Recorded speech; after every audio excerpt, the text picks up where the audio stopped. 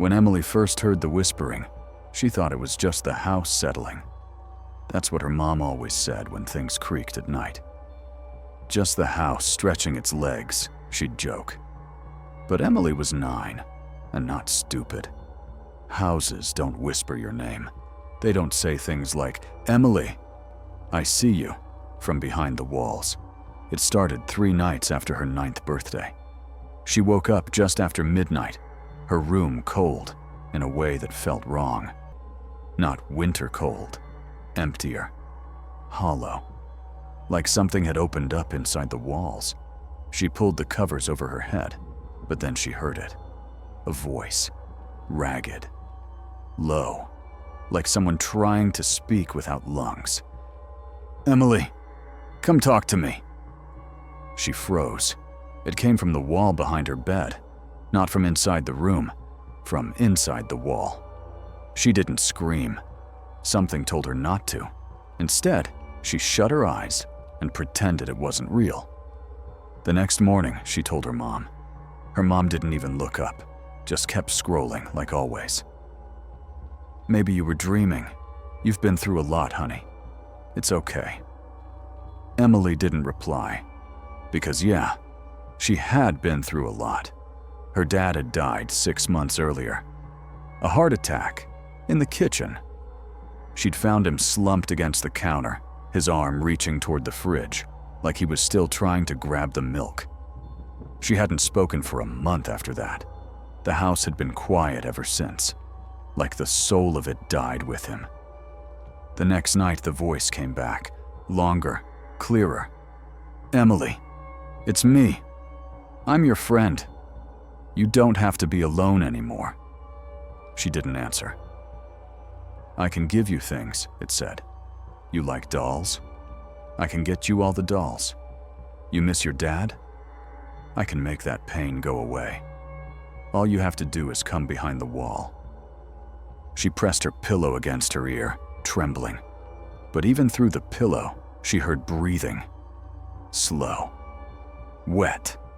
Like someone was just inches away, behind plaster and paint. She couldn't sleep again until morning.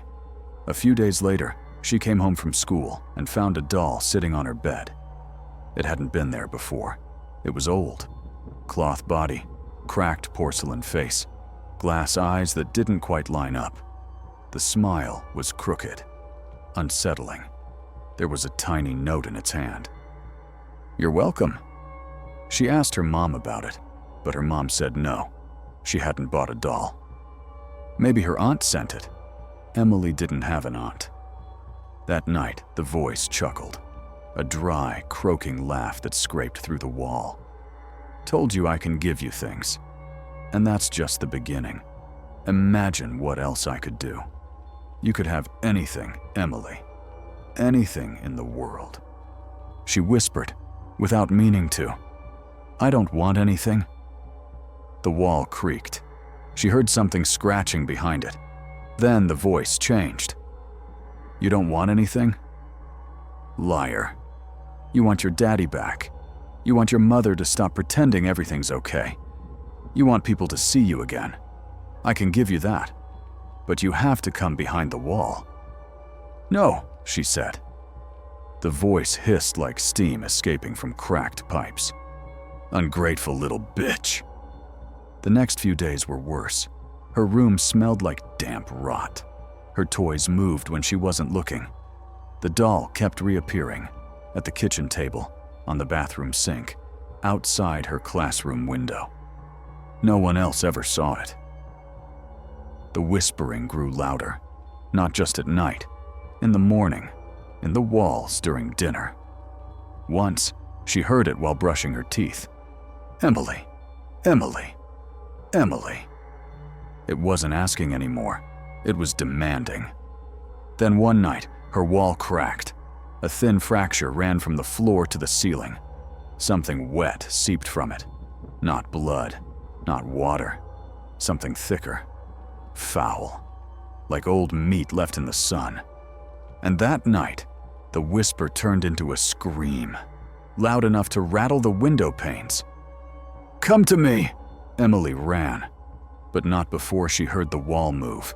Not just crack, shift, like something inside it was crawling or waking up. She told her mom again, this time sobbing, begging.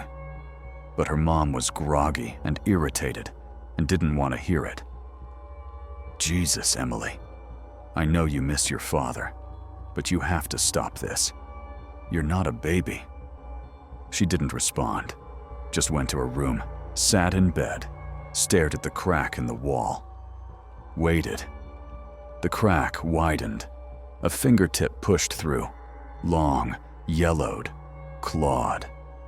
Then she heard a second voice, calm, familiar. Emily, it said, don't listen to him. She turned, eyes wide. Daddy? I'm here, sweetheart. I've been here the whole time. The old man snarled from the crack. Liar! She's mine! The room trembled. The doll caught fire without burning anything around it. The ceiling light exploded, and in the chaos, she saw the thing inside the wall. Its face, pale and stretched, eyes like pits, a mouth that opened too wide, too far. I gave you everything, it roared. You owe me. No, her father's voice said. She owes you nothing.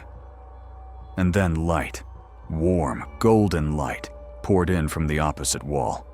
It wasn't blinding. It was familiar. Like birthday candles. Like kitchen mornings. Like love. She saw him. Her dad. Or some part of him. Glowing. Solid. Strong. The thing behind the wall screamed as the light touched it. Smoke poured from the crack. The drywall sealed shut like it had never been broken. The smell faded. And then, silence. Her father smiled. I couldn't help until you told him no, he said. That's when he lost his grip. Emily ran to him, but he was already fading. I love you, Em. I always have. I always will. And then he was gone. The next morning, everything felt different. The air didn't smell. The doll was gone. Just a scorch mark on her nightstand. The wall was smooth. There was a peace. Years later, Emily learned something strange. The man who built the house in the 1940s had vanished. No one ever found him. But before he disappeared, 3 of his children died inside those walls. People said their souls were never recovered, that the house had a hunger. Emily never forgot. And never trusted old houses. She never accepted gifts from people she didn't know, especially if they came with a smile. Because now she knew the truth. The thing in the wall never cared about toys. They were just bait. What it wanted was her innocence. Because innocence weakened him. That's why he stole it from others. That's why he had to break her. Because monsters like him can't survive what they can't corrupt. And this time, he failed.